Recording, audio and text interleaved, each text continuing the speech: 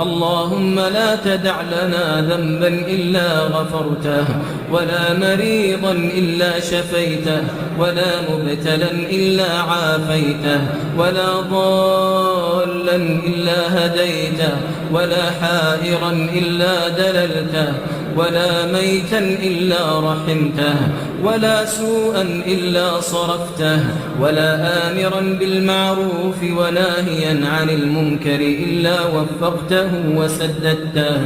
برحمتك وجودك وكرمك يا أرحم الراحمين. اللهم اجعلنا ممن رغب فيك فنفعته،